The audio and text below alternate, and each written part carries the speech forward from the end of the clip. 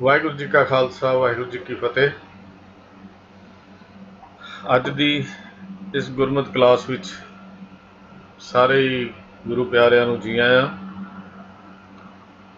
ਜਿਸ ਤਰ੍ਹਾਂ ਆਪ ਜੀ ਜਾਣਦੇ ਹੀ ਹੋ ਕਿ ਹਰ ਸੋਮਵਾਰ ਅਸੀਂ ਸਵਾਲ ਜਵਾਬ ਦਾ ਸੈਸ਼ਨ ਚਲਾਉਂਦੇ ਹਾਂ। ਜਿਹੜੇ ਸਵਾਲ ਆਪ ਜੀ ਵੱਲੋਂ ਭੇਜੇ ਜਾਂਦੇ ਹਨ ਉਹਨਾਂ ਨੂੰ ਸਨਿਚਰਵਾਰ ਪੈਨਲ ਵੱਲੋਂ ਵਿਚਾਰਿਆ ਜਾਂਦਾ ਹੈ। ਜੋ ਆਪਸੀ ਸਹਿਮਤੀ ਬਣੇ ਉਸ ਜਵਾਬ ਆਪ ਜੀ ਦੇ ਨਾਲ ਸਾਂਝੇ ਕੀਤੇ ਜਾਂਦੇ ਹਨ। ਹਰ ਵਾਰੀ ਦੀ ਤਰ੍ਹਾਂ ਇਸ ਵਾਰੀ ਵੀ ਬੇਨਤੀ ਕਰਦਾ ਹਾਂ, ਜ਼ਰੂਰੀ ਨਹੀਂ ਹੈ ਕਿ ਹਰ ਜਵਾਬ ਦੇ ਨਾਲ ਪੂਰੀ ਤਸੱਲੀ ਪੁੱਛਣ ਵਾਲੇ ਦੀ ਹੋ ਜਾਏ, ਕਿਉਂਕਿ ਅਸੀਂ ਸਾਰੇ ਸਿਖਿਆਰਥੀ ਹਾਂ, ਸਿੱਖਣ ਲਈ ਇਕੱਠੇ ਹੋਏ ਹਾਂ। ਜੇਕਰ ਉਸ ਸਵਾਲ ਬਾਰੇ ਜਾਂ ਉਸਦੇ ਜਵਾਬ ਬਾਰੇ ਵਧੇਰੇ ਜਾਣਕਾਰੀ ਆਪ ਜੀ ਦੇ ਕਿਸੇ ਪਾਸ ਵੀ ਹੋਵੇ ਤਾਂ ਉਹ ਕਿਰਪਾ ਕਰਕੇ ਜ਼ਰੂਰ ਭੇਜਣ ਦੀ ਖੇਚਲ ਕਰਨੀ। ਆਪ ਸਾਰਿਆਂ ਦਾ ਬਹੁਤ ਬਹੁਤ ਧੰਨਵਾਦ ਹੋਵੇਗਾ, ਕਿਉਂਕਿ ਸਿੱਖਦਿਆਂ ਸਿੱਖਦਿਆਂ ਹੀ ਇਨਸਾਨ ਜਿਹੜਾ ਹੈ ਉਹਦੀ ਜ਼ਿੰਦਗੀ ਨਿਕਲਦੀ ਹੈ। ਅੱਜ ਦੀ ਜਿਸ ਤਰ੍ਹਾਂ ਆਪ ਜੀ ਜਾਣਦੇ ਹੀ ਹੋ ਕਿ ਇਹ ਸੈਸ਼ਨ ਵੀਰ ਰਾਜਾ ਸਿੰਘ ਜੀ ਜੋ ਟੋਰਾਂਟੋ ਤੋਂ ਹਨ, ਬੇਸਿਕਲੀ ਜਲੰਧਰ ਤੋਂ, ਪਰ ਅੱਜ ਕੱਲ੍ਹ ਟੋਰਾਂਟੋ ਹਨ, ਉਹ ਇਸ ਸੈਸ਼ਨ ਦੀ ਜ਼ਿੰਮੇਵਾਰੀ ਸੰਭਾਲਦੇ ਹਨ। ਮੈਂ ਉਹਨਾਂ ਨੂੰ ਬੇਨਤੀ ਕਰ ਰਿਹਾ ਹਾਂ ਕਿ ਅੱਜ ਦਾ ਇਹ ਸਵਾਲ ਜਵਾਬ ਦਾ ਸੈਸ਼ਨ ਜਿਹੜਾ ਹੈ ਉਹ ਆਰੰਭ ਕੀਤਾ ਜਾਏ। ਵੀਰ ਰਾਜਾ ਸਿੰਘ ਜੀ। ਵਾਹਿਗੁਰੂ ਜੀ ਕਾ ਖਾਲਸਾ ਵਾਹਿਗੁਰੂ ਜੀ ਕੀ ਫਤਿਹ।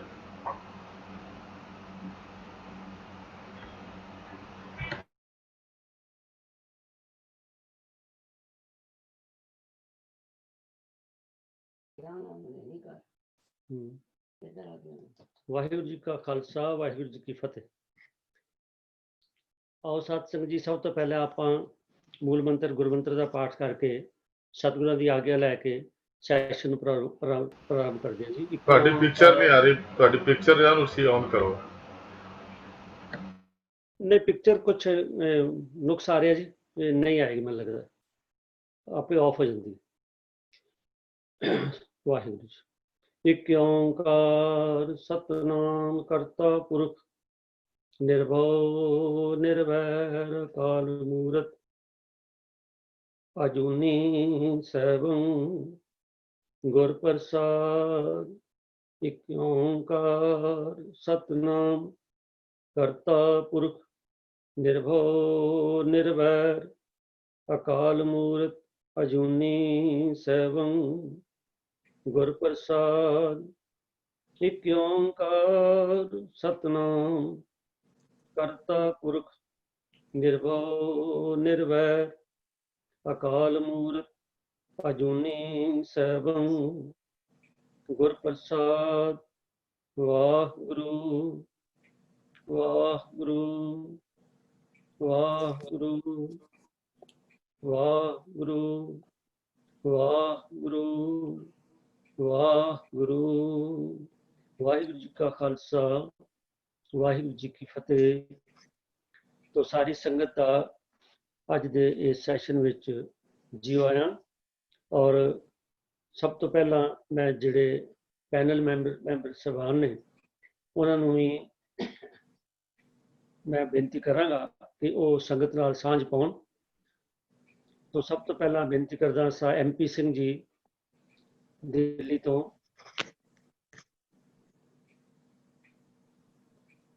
ਵਾਹਿਗੁਰੂ ਜੀ ਕਾ ਖਾਲਸਾ ਵਾਹਿਗੁਰੂ ਜੀ ਕੀ ਫਤਿਹ।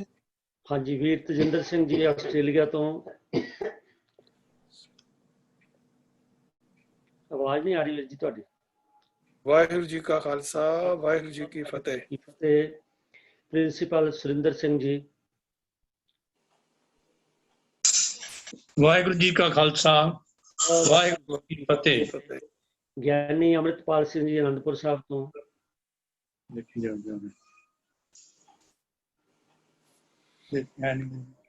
ਉਹ ਮੇਰੇ ਮੂੰਹ ਕਰ ਦਿੰਦੇ। यानी जी पहले अनम्यूट कर लो अपना माइक। यानी जी ਦੇ ਦਰਸ਼ਨ ਵੀ ਨਹੀਂ ਹੋਣੇ ਹੈਗੇ ਸਾਹਮਣੇ ਹੈਗੇ ਮਾਈਕ ਮਿਊਟ ਹੈ ਉਹਨਾਂ ਦਾ। ਹੁਣੇ ਆਏ ਸੀ ਮੈਨੂੰ ਲੱਗਦਾ।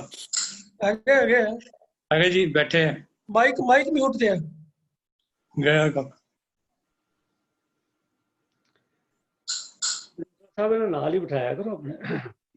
ਬਿਠਾਏ ਦਾ ਪਰ ਉਹ ਜਗ੍ਹਾ ਆਪਣਾ ਹੀ ਰੱਖਦੇ ਜੀ ਆਜ਼ਾਦ ਨਿਸ਼ਾਨ ਸਾਹਿਬ ਕੇਸਰੀ ਠੀਕ ਤੋ ਆ ਰਹੇ ਨੇ ਸਾਹਿਬ। ਯਾਨੀ ਜੀ ਆਪਣਾ ਮਾਈਕ ਅਨਮਿਊਟ ਕਰ ਲਓ ਤੁਸੀਂ। ਲੱਗੇ ਹੋਣੇ ਜੀ ਕਰਨ ਵਾਸਤੇ ਪਹਿਲਾਂ ਜੀ ਸੰਗਤ ਨਾਲ ਫਤਿਹ ਸਾਂਝੀ ਕਰਨਗੇ ਜੀ। ਮੋਹਨ ਸਿੰਘ ਜੀ ਕਿੱਥੇ ਹੈਗੇ? ਪੰਜਾਬੀ ਚ ਨੇ ਕਿ ਅੰਗਰੇਜ਼ੀ ਚ ਨੇ? ਉਹ ਕਦੀ ਪੰਜਾਬੀ ਚ ਹੁੰਦਾ ਕਦੀ ਅੰਗਰੇਜ਼ੀ ਚ ਹੁੰਦਾ। ਜਾਂ ਅੱਜ ਅੰਗਰੇਜ਼ੀ ਚ ਨੇ। ਚਲੋ ਮੋਹਨ ਸਿੰਘ ਜੀ। ਵਾਹਿਗੁਰੂ ਜੀ ਕਾ ਖਾਲਸਾ ਵਾਹਿਗੁਰੂ ਜੀ ਕੀ ਫਤਿਹ। ਵਾਹਿਗੁਰੂ ਜੀ ਕੀ ਫਤਿਹ। ਹਾਂਜੀ ਗਿਆਨੀ ਜੀ ਸਾਹਮਣੇ ਆ ਗਏ ਹੁਣ ਤਾਂ ਉਹਨਾਂ ਨੂੰ ਬੇਨਤੀ ਹੈ ਵੀ ਆਪਣੇ ਕੋਈ ਆਪ ਨਹੀਂ। ਨੂੰ ਕਰਕੇ ਅਨਮਿਊਟ ਕਰਕੇ। ਫੋਟੋ ਤਾਂ ਨਜ਼ਰ ਆ ਰਹੀ ਹੈ ਉਹਨਾਂ ਦੀ। ਤੁਹਾਡੇ ਤੁਸੀਂ ਇੱਧਰ ਤੇ ਦੇਖੋ ਨਾ ਤੁਹਾਡੇ ਕੋਲ ਤਾਂ ਨਹੀਂ ਅਨਮਿਊਟ ਹੋਏ ਵੇ ਉਧਰੋਂ ਅਨਮਿਊਟ ਕਰੋ ਮਿਊਟ ਕੀਤੇ ਵੇ ਇਧਰੋਂ ਉਧਰ ਮਿਊਟ ਤਾਂ ਕਰ ਰਹੇ ਪਰ ਉਹਨਾਂ ਦੀ ਫੋਟੋ ਆ ਨਹੀਂ ਰਹੀ। ਫੋਟੋ ਆ ਰਹੀ ਹੈ ਮਾਈਕ ਮਿਊਟ ਹੈ। ਉਧਰ ਤੋਂ ਮਿਊਟ ਕਰੋ ਉਹਨਾਂ ਨੂੰ ਅਨਮਿਊਟ ਕਰੋ ਤੁਸੀਂ ਅਨਮਿਊਟ ਕਰਿਓ। ਆਏ ਜੀ ਮੈਨੂੰ ਲੱਗਦਾ ਨੁਕਸ ਪੈ ਗਿਆ ਹੁਣ ਇੱਥੇ ਭੇਜ ਦੇ ਨਹੀਂ ਤਾਂ ਯਾਰ ਉਹਨਾਂ ਨੂੰ ਕੋਈ ਤੁਹਾਡੇ ਨਾਲ ਹੀ ਬਹਿ ਜਾਣ ਜੀ। ਜੇ ਕਹਿੰਦੇ ਤੂੰ ਇੱਧਰ ਹੀ ਆ ਜਾਓ। ਉਹਨਾਂ ਦਾ ਮਾਈਕ ਅਨਮਿਊਟ ਹੋ ਨਹੀਂ ਰਿਹਾ। ਉਹਨਾਂ ਦਾ ਅਨਮਿਊਟ ਉਧਰੋਂ ਉਹਨਾਂ ਨੂੰ ਵੀ ਹੋਣੇ ਨੇ Unmute ਹੋ ਰਿਹਾ। ਹੋ ਗਿਆ ਜੀ ਹੋ ਗਿਆ। ਅੱਛਾ ਹੋ ਗਿਆ ਜੀ ਯਾਨੀ ਜੀ ਫਤਿਹ ਬੁਲਾਓ ਜੀ। ਵਾਹਿਗੁਰੂ ਖਾਲਸਾ ਵਾਹਿਗੁਰੂ ਜੀ ਫਤਿਹ ਜੀ। ਵਾਹਿਗੁਰੂ ਜੀ ਕੀ ਫਤਿਹ। ਤੋ ਸਾਹ ਹਰਜੀਤ ਸਿੰਘ ਜੀ ਨੇ ਪਹਿਲੇ ਸੰਗਤ ਨੂੰ ਫਤਿਹ ਬੁਲਾਈ ਹੈ ਜੀ। ਤੋ ਆਪਾਂ ਹੁਣ ਸੈਸ਼ਨ ਸ਼ੁਰੂ ਕਰਦੇ ਹਾਂ। ਸਾਧ ਸੰਗਤ ਜੀ ਜਿਸ ਤਰ੍ਹਾਂ ਵੀਰ ਜੀ ਨੇ ਪਹਿਲੇ ਦੱਸਿਆ ਕਿ ਕੋਸ਼ਿਸ਼ ਕੀਤੀ ਜਾਂਦੀ ਹੈ ਸਾਰਿਆਂ ਨੂੰ ਇਕੱਠੇ ਬੈਠ ਕੇ ਤੇ ਜੋ ਤੁਹਾਡੇ ਸਵਾਲ ਆਉਂਦੇ ਨੇ ਉਹਨਾਂ ਦੇ ਅਸੀਂ ਪੋਸੀਬਿਲਿਟੀ ਜਿਤਨੀ ਹੁੰਦੀ ਹੈ ਬਾਕੀ ਤੇ ਵਾਹਿਗੁਰੂ ਜੀ ਸਭ ਕੁਝ ਜਾਣਦੇ ਨੇ। ਤੋ ਸਾਰੀ ਉਮਰ ਮਨੁੱਖ ਤਰੱਕੀ ਕਰਦਾ ਰਹਿੰਦਾ ਜੇ ਇਸ ਪਾਸੇ ਲੱਗਿਆ ਰਹੇ। ਇਸ ਕਰਕੇ ਇਸ ਚੀਜ਼ ਦਾ ਕੋਈ ਐਂਡ ਨਹੀਂ ਹੈ ਪਰ ਜਿੰਨਾ ਕੋਸ਼ਿਸ਼ ਹੈ ਕਿ ਜਿੰਨੀ ਕੋਈ ਨੌਲੇਜ ਅਵੇਲੇਬਲ ਹੁੰਦੀ ਹੈ ਤੇ ਕਿਸੇ ਵਿਦਵਾਨਾਂ ਕੋਲੋਂ ਜਾਂ ਆਪਸ ਚ ਭਾਈਚਾਰੇ ਚੋਂ ਉਹ ਆਪ ਜੀ ਦੇ ਸਾਹਮਣੇ ਅਸੀਂ ਸਾਂਝੀ ਕਰਦੇ ਹਾਂ ਔਰ ਸੰਗਤ ਚੋਂ ਸਾਨੂੰ ਕਾਫੀ ਫੀਡਬੈਕ ਮਿਲਦੀ ਹੈ ਉਹਦੀ ਬੜੀ ਸਾਨੂੰ ਸਹਾਇਤਾ ਮਿਲਦੀ ਹੈ। ਸਭ ਦਾ ਧੰਨਵਾਦ ਹੈ ਜੀ। ਆਓ ਸਾਧ ਸੰਗਤ ਆਪਾਂ ਸਭ ਤੋਂ ਪਹਿਲੇ ਉਚਾਰਨ ਦਾ ਜਿਹੜਾ ਵਿਸ਼ਾ ਹੈ ਬਹੁਤੇ ਸਵਾਲ ਉਚਾਰਨ ਸੰਬੰਧੀ ਹੁੰਦੇ ਨੇ ਔਰ ਹੈ ਵੀ ਹੋਣੇ ਵੀ ਚਾਹੀਦੇ ਨੇ ਕਿਉਂਕਿ ਗੁਰਬਾਣੀ ਦਾ ਉਚਾਰਨ ਜਿਹੜਾ ਜਿੰਨਾ ਚਿਰ ਸ਼ੁੱਧ ਨਾ ਹੋਵੇ ਜਿਵੇਂ ਗਿਆਨੀ ਜੀ ਦੱਸਦੇ ਹੁੰਦੇ ਨੇ ਕਿ ਜਿਸ ਵੇਲੇ ਜਿੰਨਾ ਚਿਰ ਗੁਰਬਾਣੀ ਦਾ ਉਚਾਰਨ ਸ਼ੁੱਧ ਨਹੀਂ ਹੋਏਗਾ ਉਹਦੇ ਅਰਥ ਵੀ ਜਿਹੜੇ ਨੇ ਪ੍ਰੋਪਰ ਸਾਨੂੰ ਨਹੀਂ ਸਮਝ ਆ ਸਕਣਗੇ। ਤੋ ਸਭ ਤੋਂ ਪਹਿਲਾ ਸਵਾਲ ਡਾਕਟਰ ਸੁੰਦਰ ਸਿੰਘ ਜੀ ਨੇ ਭੇਜਿਆ। ਮੈਂ ਉਹਨਾਂ ਨੇ ਤੁਕ ਲਿਖੀ ਹੈ ਕਿ ਨਾਨਕ ਨਾਮ ਅਗੋ ਸੱਸਾ ਲੱਲੇ ਨੂੰ ਕੰਨਾ ਹਾਹੇ ਨੂੰ ਸਿਹਾਰੀ ਐੜੇ ਨੂੰ ਦੁਲਾਵਾਂ। ਨਾਨਕ ਨਾਮ ਸਲਾਹਿਆ ਮਨ ਤਨ ਸ਼ੀਤਲ ਹੋਏ। ਤੋ ਡਾਕਟਰ ਜੀ ਦਾ ਕਹਿਣਾ ਇਹ ਹੈ ਕਿ ਸ਼ਬਦ ਦੇ ਵਿੱਚ ਜਿਹੜਾ ਸ਼ਬਦ ਸਲਾਹਿਆ ਹੈ ਇਹਦੇ ਚ ਪਹਿਲੇ ਸੱਸਾ ਲੱਲਾ ਲੱਲੇ ਨੂੰ ਕੰਨਾ ਹਾਹੇ ਨੂੰ ਸਿਹਾਰੀ ਹੈ ਤੇ ਇਹਦਾ ਉਚਾਰਨ ਨਾਸਕੀ ਹੋਣਾ ਚਾਹੀਦਾ। ਤੋ ਇਹਦੇ ਬਾਰੇ ਮੈਂ ਬੇਨਤੀ ਕਰ ਰਿਹਾ ਗਿਆਨੀ ਅੰਮ੍ਰਿਤਪਾਲ ਸਿੰਘ ਜੀ ਨੂੰ ਬਈ ਇਹਦੇ ਤੇ ਸਾਨੂੰ ਥੋੜਾ ਜਿਹਾ ਚਾਨਣਾ ਪਾਉਣ ਜੀ। ਵਾਹਿਗੁਰੂ ਜੀ ਕਾ ਖਾਲਸਾ ਜੀ ਵਾਹਿਗੁਰੂ ਜੀ ਕੀ ਫਤਿਹ। ਵਾਹਿਗੁਰੂ ਜੀ ਕੀ ਫਤਿਹ। ਤੇ ਜਿਸ ਤਰ੍ਹਾਂ ਆਪਣੇ ਡਾਕਟਰ ਸਾਹਿਬ ਨੇ ਇਹ ਕਿਹਾ ਨਾ ਜੀ ਵੀ ਨਾਸਕੀ ਹੋਣਾ ਚਾਹੀਦਾ ਜੀ ਇਹ ਬਿਲਕੁਲ ਦਰੁਸਤ ਹੈ।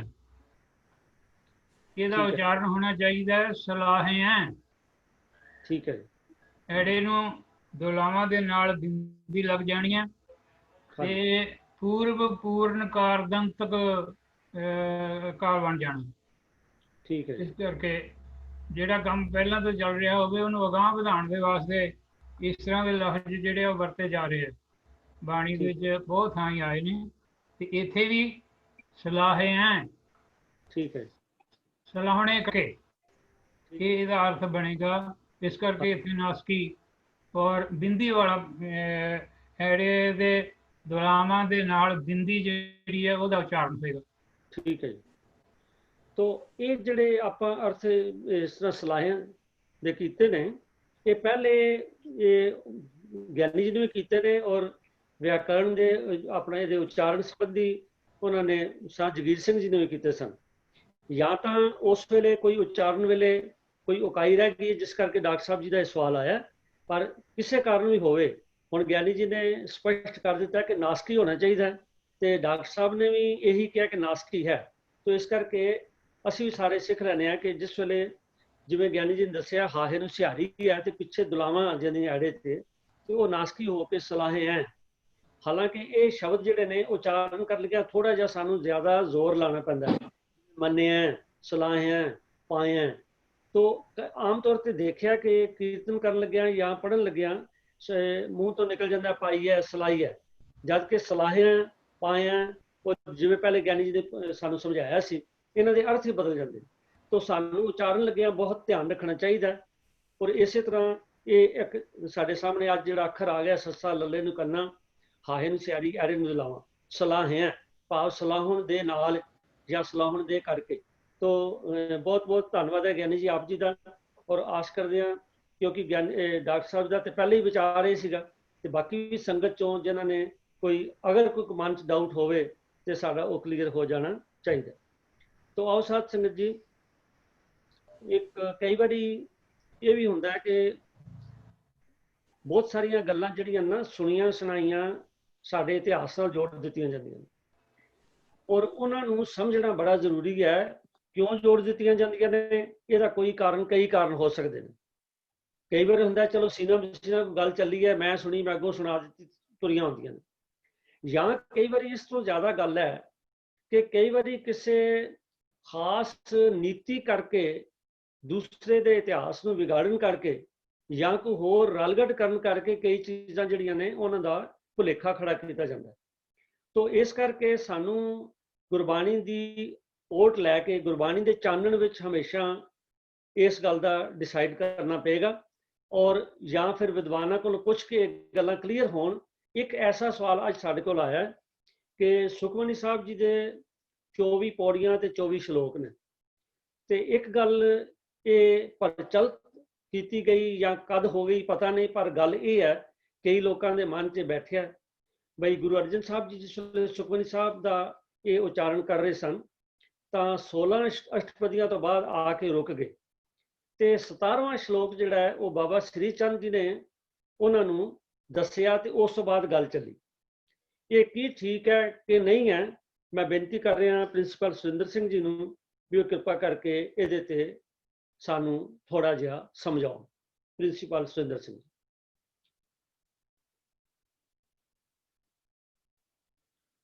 ਤੁਸੀਂ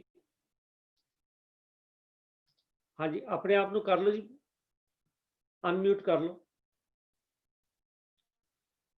ਹਾਂਜੀ, ਆਵਾਜ਼ ਆ ਰਹੀ ਜੀ? ਹੁਣ ਆਈ ਜੀ, ਪਹਿਲੇ ਵਾਹਿਗੁਰੂ ਜੀ ਕਾ ਖਾਲਸਾ, ਵਾਹਿਗੁਰੂ ਜੀ ਕੀ ਫਤਿਹ। ਬੜਾ ਅਹਿਮ ਸਵਾਲ ਜੋ ਵੀਰ ਰਾਜਾ ਸਿੰਘ ਜੀ ਹੁਣੀ ਸੰਗਤਾਂ ਨੂੰ ਪੜ੍ਹ ਕੇ ਸੁਣਾ ਹੀ ਦਿੱਤਾ ਹੈ।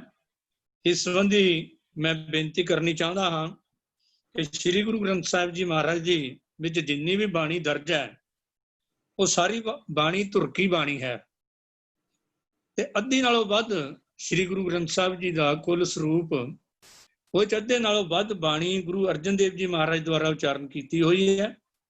ਉਹਨਾਂ ਦੇ ਨਾਨਾ ਤੀਜੇ ਪਾਤਸ਼ਾਹ ਗੁਰੂ ਅਮਰਦਾਸ ਜੀ ਮਹਾਰਾਜ ਨੇ ਉਹਨਾਂ ਦੀ ਇਹ ਯੋਗਤਾ ਨੂੰ ਭਾਵਦਿਆਂ ਹੋਇਆਂ ਹੀ ਇਹ ਬਚਨ ਕੀਤੇ ਸਨ ਕਿ ਦੋਹਿਤਾ ਬਾਣੀ ਕਾ ਬੋਹਿਤਾ, ਭਾਵ ਮੇਰਾ ਦੋਹਿਤਾ ਜਿਹੜਾ ਹੈ ਇਹ ਬਾਣੀ ਦਾ ਜਹਾਜ਼ ਹੋਵੇਗਾ। ਸੋ ਅਭੁੱਲ ਗੁਰੂ ਅਰਜਨ ਦੇਵ ਜੀ ਮਹਾਰਾਜ ਪ੍ਰਤੱਖ ਪਾਰਬ੍ਰਹਮ ਪਰਮੇਸ਼ਰ ਦਾ ਰੂਪ ਹਨ।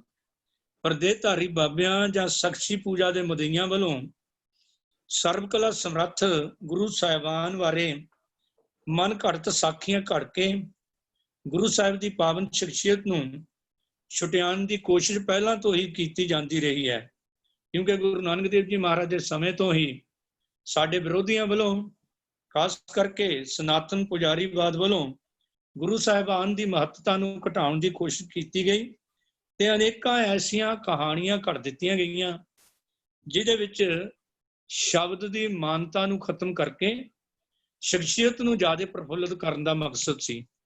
ਸੋ ਉਸੇ ਹੀ ਪ੍ਰੋਗਰਾਮ ਦੇ ਅਧੀਨ ਗੁਰੂ ਸਾਹਿਬਜ਼ਾਦਿਆਂ ਦੇ ਬਾਰੇ ਬਹੁਤ ਸਾਰੀਆਂ ਐਸੀਆਂ ਮਨਘੜਤ ਕਹਾਣੀਆਂ ਆਦਿ ਕਾਲ ਤੋਂ ਹੀ ਪ੍ਰਚਲਿਤ ਰਹੀਆਂ। ਇੱਕ ਗੱਲ ਚੇਤੇ ਰੱਖਣ ਵਾਲੀ, ਗੁਰੂ ਸਾਹਿਬਜ਼ਾਦੇ ਬੇਸ਼ੱਕ ਤੇ ਗੁਰੂ ਸਾਹਿਬਾਨ ਦੇ ਪੁੱਤਰ ਸਨ, ਪਰ ਇਹ ਚੇਤਾ ਰੱਖਣਾ ਕਿ ਰੋਜ਼ਾਨਾ ਅਰਦਾਸ ਸਿੱਖ ਦੀ ਜਿਹੜੀ ਕੀਤੀ ਜਾਂਦੀ ਹੈ ਉਹਦੇ 'ਚ ਕੇਵਲ 4 ਸਾਹਿਬਜ਼ਾਦਿਆਂ ਦਾ ਜ਼ਿਕਰ ਵਿਸ਼ੇਸ਼ ਤੌਰ ਤੇ ਕੀਤਾ ਜਾਂਦਾ। ਵੈਸੇ ਕੁੱਲ ਮਿਲਾ ਕੇ 10 ਗੁਰੂ ਸਾਹਿਬਾਨ ਦੇ 22 ਸਾਹਿਬਜ਼ਾਦੇ ਬਣਦੇ ਨੇ ਤੇ 22 ਵਿੱਚੋਂ 4 ਨੂੰ ਯਾਦ ਕੀਤਾ ਜਾਂਦਾ, ਬਾਕੀ 18 ਰਹਿ ਗਏ।